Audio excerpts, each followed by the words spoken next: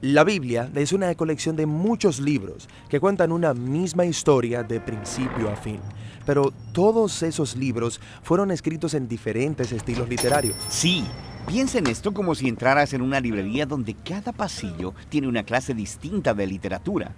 Tenemos historia o poesía o narrativa, y cuando eliges un pasillo y tomas un libro, vas a tener expectativas muy diferentes. Buscarás cosas diferentes. Cierto, todos los libros son literatura, pero comunican de maneras muy diferentes. Sí, y es lo mismo con respecto a la Biblia. Si no prestas atención al estilo en el que están escritos, te perderás el esplendor de cada libro. Entonces, ¿cuáles son los principales tipos de literatura en la Biblia? Bueno, primero que nada tenemos la narración.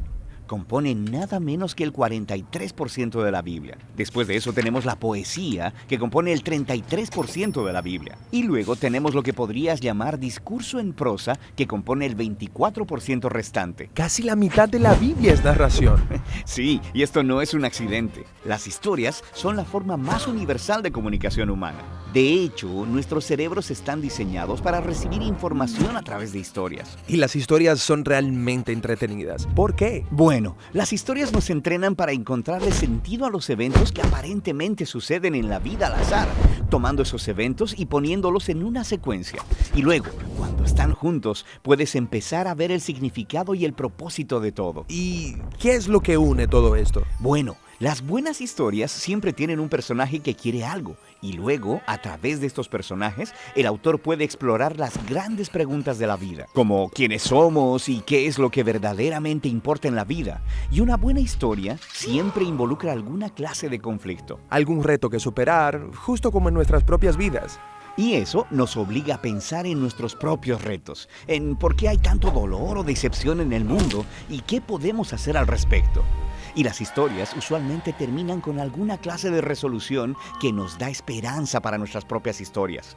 Ya que estas son historias bíblicas, ¿me muestran los personajes cómo debo vivir? Pues ese no es el punto. La mayoría de los personajes de la Biblia tienen defectos muy profundos. No debería ser como ellos, pero sí debemos vernos a nosotros mismos en ellos, lo que nos ayuda a ver nuestras vidas y nuestros defectos desde una nueva perspectiva. Y sin que te des cuenta, estas historias comenzarán a afectarte y cambiarán la manera en que ves el mundo, a otras personas y a ti mismo. Ahora, hay diferentes tipos de narrativa en la Biblia. Sí, tenemos la narrativa histórica, pero también las parábolas narrativas y las narrativas biográficas cortas, como los 4 evangelios. Los examinaremos en otros videos más adelante. Ok, después tenemos la poesía, que honestamente no leo mucho. Sí, como la mayoría de las personas, pero uno de cada 3 capítulos en la Biblia es poesía. Sí, ¿por qué tanta poesía? Bueno, los poemas hablan principalmente a través de un denso lenguaje creativo, uniendo imágenes para ayudarnos a visualizar el mundo de manera diferente. Los poemas usan mucha metáfora para evocar tus emociones y tu imaginación. Mucho lenguaje elegante, pero ¿no sería más fácil simplemente decirme lo que necesito saber? Bueno, piénsalo. En la vida tendemos a formarnos rutas mentales y pensamos mediante estos caminos familiares que son muy difíciles de escapar a través de la lógica o el razonamiento. Y lo que hace la poesía es obligarnos a salir del camino que nos es familiar hacia un nuevo territorio. Es astuto. Y hay diferentes tipos de poesía en la Biblia. Hay muchas clases de canciones o salmos. Después tenemos la poesía reflexiva de los libros de sabiduría. Y luego tenemos la resistencia apasionada de los profetas. Ok, el último gran tipo literario es el discurso en prosa, que compone 1/4 de la Biblia. Sí, estos son discursos, cartas o ensayos.